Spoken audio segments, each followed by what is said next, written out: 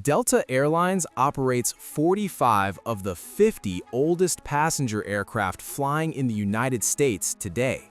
Not 45%, 45 out of 50. Some of these planes are older than Google. They've been in the air since 1989. And yet, Delta just posted record revenue of $63.4 billion in 2025, generated $5.8 billion in operating income, and its CEO publicly predicted that Delta's profits alone represent half the entire U.S. airline industry's earnings, despite being only 20% of the market. The airline flying America's oldest jets is making more money than the airlines flying brand new ones. That's not a coincidence, that's a strategy. Look at Delta's fleet breakdown and it reads like a museum catalog next to its competitors. As of early 2026, Delta operates 37 Boeing 767-300s, averaging 28 years old, 21 767-400s, averaging 24 years old, a fleet of Boeing 757-200s, the oldest of which are 35 years old, 11 of them reserved exclusively for charter operations, including flying NBA teams. 62 aircraft in Delta's fleet are over 30 years old. American Airlines has 0.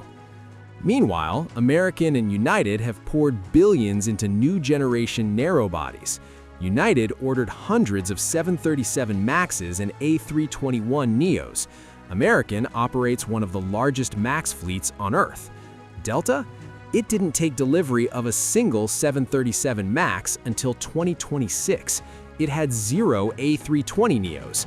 For years, while competitors raced to fill their hangars with factory-fresh jets, Delta looked at the economics and made a different bet. The average fleet age tells an interesting story. Delta's fleet averages about 15 years old, actually younger than United's 15.9 years. But that average hides the real picture. Delta keeps a large tail of very old aircraft in service far longer than anyone else, while simultaneously operating the world's largest fleet of brand new A220s at the other end.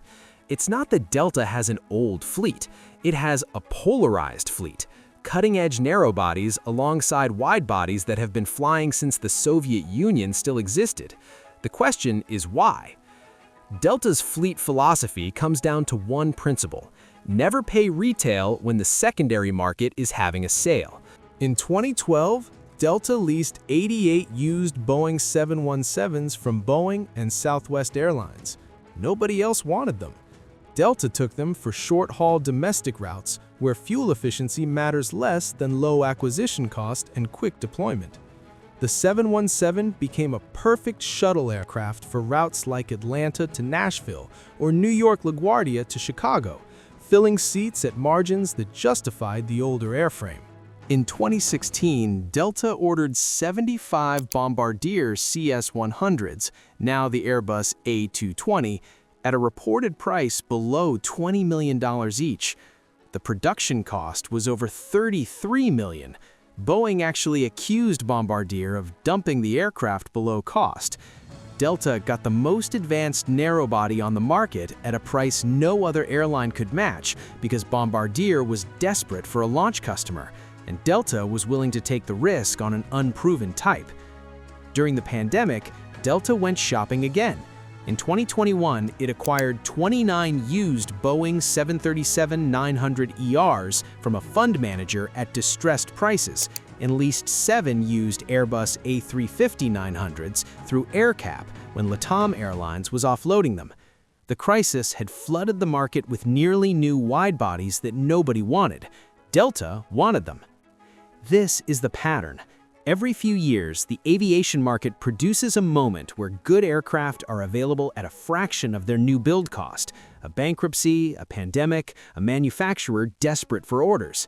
Delta has consistently been the airline willing to move on those opportunities. It doesn't need the newest plane. It needs the cheapest cost per available seat mile. And sometimes an older aircraft purchased at the right price delivers exactly that.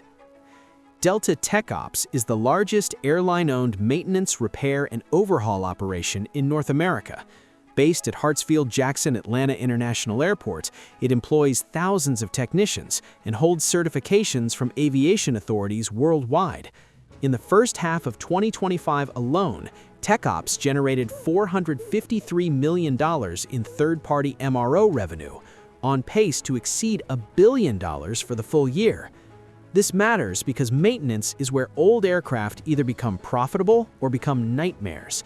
When an airline operates a 28-year-old 767 but outsources its heavy maintenance to a third-party shop, the costs spiral.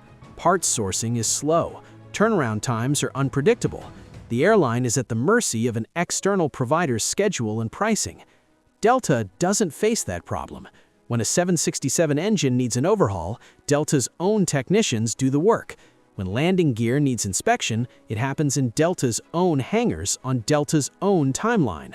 The airline has invested decades in building in-house expertise on every engine type it operates, and now services other airlines' engines too, including a 10-year contract signed in 2025 with UPS Airlines to maintain the PW2037 engines on UPS's 757 fleet. The result is that Delta's effective maintenance cost per flight hour on older aircraft is substantially lower than what a carrier without in-house MRO capability would pay. This makes airframes that would be uneconomical for American or United perfectly viable for Delta. The plane itself is a commodity. The ability to maintain it cheaply is the competitive advantage. Here's the part that most people miss when they talk about Delta's fleet strategy. The fleet isn't the business model. The fleet supports the business model, and the actual business model is something else entirely. In 2025, Delta received $8.2 billion from American Express, not revenue from ticket sales, not cargo income, cash payments from a single credit card partner.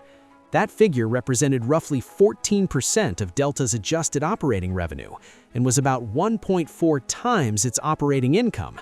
The contribution margin on that revenue is estimated at over 80%, meaning the Amex partnership alone likely generates $6 to $7 billion in gross profit. Read that again. Delta probably makes more gross profit from credit card fees than actually flying airplanes. The Amex partnership started in 1996 with $500 million in annual revenue. By 2025, it hit $8.2 billion, an 11% increase over 2024. Delta's long-term target is $10 billion a year from Amex by 2029. Over 1 million new cardholders signed up in 2025 alone, and spending on Delta co-branded cards now approaches 1% of all U.S. credit card spending. This changes the fleet calculus completely. When your most profitable revenue stream doesn't depend on which aircraft you fly, the pressure to operate the newest, shiniest jets disappears. A passenger swiping a Delta Amex card on groceries generates the same revenue whether they eventually fly on a brand new A350 or a 25-year-old 767. The loyalty program creates a flywheel where the aircraft becomes secondary to the ecosystem around them. Delta doesn't need the newest fleet. It needs a fleet that's good enough to keep premium passengers in the SkyMiles ecosystem, and then it extracts the real margin from the financial products built on top. And the financial strategy converge in one place: premium revenue. Delta's president, Glenn Hauenstein, who retired in early 2026 after 2 decades shaping the airline's commercial strategy, drove a deliberate shift toward high-yield passengers. By 2025, premium revenue, loyalty income, cargo, maintenance services, and travel products accounted for 60% of Delta's total revenue. Premium revenue alone grew 7% in 2025. Delta now commands roughly 20% more revenue per available seat mile than its direct competitors. This is where the fleet age becomes an advantage rather than a liability. Delta doesn't need to replace every old aircraft immediately because it's already extracting maximum revenue from the seats it has. A 767-400 with a refurbished Delta One business class cabin flying New York JFK to London generates premium revenue that has nothing to do with the aircraft's birth year and everything to do with seat comfort, the SkyMiles program, and the brand. When Delta does buy new, it buys strategically. 20 A350-1000s are on order with deliveries beginning in 2026. 29 A330-900 Neos are on order. These will progressively replace the oldest 767-300 ERs, which are scheduled to exit international service by 2028 and retire completely by 2030. But the key word is progressively. Delta refuses to rush into replacements when the current fleet is still generating returns. It will retire the 767s on its own timeline, not Boeing's delivery schedule or Wall Street's quarterly expectations. The question you should be asking is, if this strategy works so well, why doesn't every airline do it? Because Delta's advantage isn't a single tactic, it's a system that took 15 years to build, and each piece depends on the others. The in-house MRO operation makes old aircraft viable.